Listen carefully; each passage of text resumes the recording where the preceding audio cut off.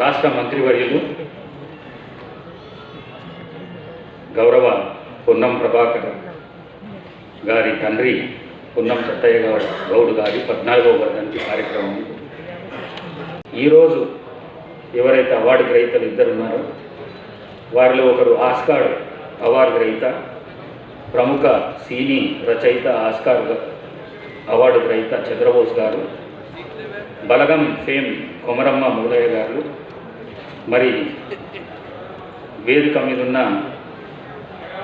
చాలామంది పెద్దలు, వాళ్ళకందరికీ నమస్కారం చేస్తూ, మరి ముందున్న పొన్నం ప్రభాకర్ గారి తల్లి గారికి కూడా, వారి కుటుంబానికి కూడా నమస్కారం చేస్తూ, కీర్తిశేషులు పొన్నం సత్తయ్య గౌడ్ గారికి నివాళులు అర్పిస్తూ, వారి జ్ఞాపకార్థము వారి కుమారులు పొన్నం అశోక్ గౌడ్ గారు, పొన్నం రవిచంద్ర గౌడ్ గారు, పొన్నం ప్రభాకర్ గారు పొన్నం సత్తయ్య చారిటబుల్ ట్రస్ట్ ఏర్పాటు చేసిన సమాజ సేవ కార్యక్రమాలు చేయడం అందరికీ ఆదర్శంగా. పొన్నం సత్తయ్య గౌడ్ గారి 14వ వర్ధంతి సందర్భంగా తెలంగాణ భాషా సంస్కృతి శాఖ ఆధ్వర్యంలో ఏర్పాటు చేసిన ఈ కార్యక్రమానికి నన్ను ఆహ్వానించిన మిత్రుడు రాష్ట్ర మంత్రివర్యులు శ్రీ పొన్నం ప్రభాకర్ గారికి ధన్యవాదాలు.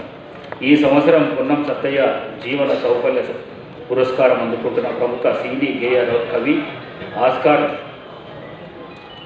అవార్డు గ్రహీత కెఎస్ చంద్రబోస్ గారికి మరియు శారదా కథలతో మనందరినీ బలగం సినిమా ద్వారా పేరొందిన శ్రీమతి కొమరమ్మ శ్రీ మొగలయ్య గారులకు హృదయపూర్వక శుభాకాంక్షలు తెలియజేస్తున్నాను.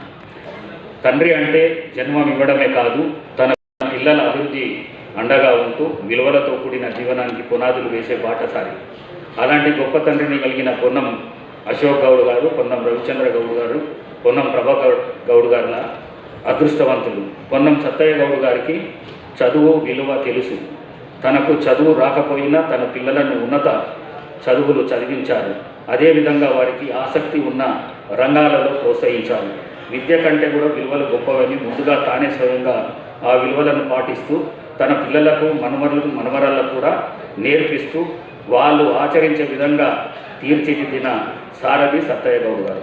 కుటుంబ విలువలను కాపాడుతూ ఉమ్మడి కుటుంబ ప్రాధాన్యతను తెలియజేస్తూ తన సంతానమంతా కలిసి జీవించే విధంగా కలిసి ఉంటే కలదు సుఖం అంటూ తెలియజెప్పారు.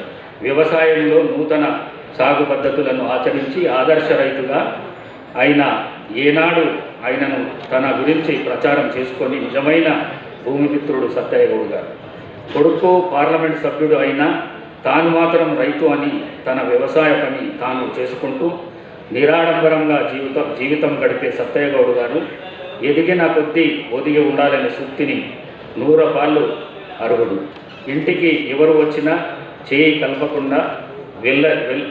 తడపకుండా వెళ్ళనిచ్చేవారు కాదంటే ఆయన ఎంతటి యథార్థ ఉద్యోగుడు.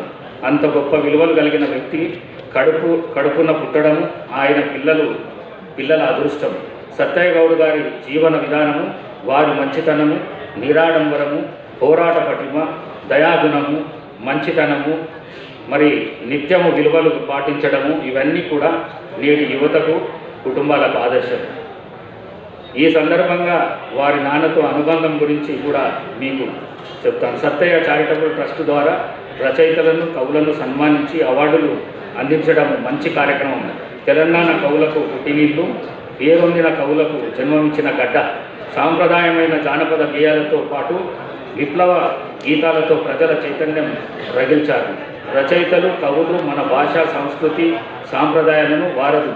అలాంటి కార్యక్రమాల ద్వారా వారిని సన్మానించడం అంటే మన భాషను, మన సంస్కృతిని, సాంప్రదాయాన్ని గౌరవించినట్లు. మరి సత్తయ్య చారిటబుల్ ట్రస్ట్ ద్వారా ఈ కార్యక్రమాన్ని చేపట్టినందుకు అభినందనలు తెలియజేస్తూ, మరి ముఖ్యంగా అవార్డు గ్రహీతలు ఇద్దరు గురించి చాలా గొప్పగా మనం చెప్పుకోవాల్సిన రోజు ఇది. ఈరోజు వారు ఒకరేమో ఆస్కార్ అవార్డు గ్రహీత అయితే, మరొకరు నేను చూసిన సినిమా బలగం సినిమా నేను కూడా చూసిన.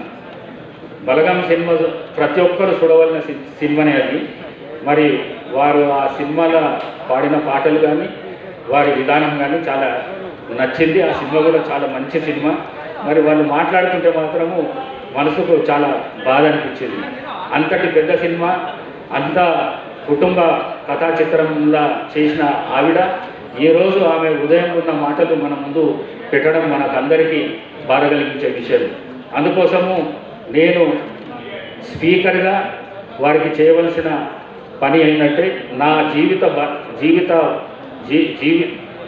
జీవితభత్యాల నుంచి వారికి 1,00,000 రూపాయలు తక్షణంగా సహాయం అందించే విధంగా ఇమీడియట్గా వాళ్ళకి అందిస్తాను. అదేవిధంగా మా మంత్రులు ఇద్దరు ఇక్కడ ఉన్నారు, వారి సహకారంతో, ఈ రాష్ట్ర ముఖ్యమంత్రి రేవంత్ రెడ్డి గారి సహకారంతో వారికి పెన్షన్ కానీ ఇల్లు కానీ మరి స్పెషల్గా వాళ్ళకి ఇచ్చే విధంగా ఈ ప్రభుత్వానికి సిఎస్కు నేను సూచన చేస్తానని చెప్పేసి మీ అందరికీ తెలియజేసుకుంటూ మరొక్కసారి ఈ కార్యక్రమాన్ని ఇంత దిగ్విజయంగా ఏర్పాటు చేసిన గౌరవనీయులు మా మిత్రులు పొన్నం ప్రభాకర్ గారికి మరొక్కసారి మనస్ఫూర్తిగా వారిని అభినందిస్తూ, అదేవిధంగా ఇవాళ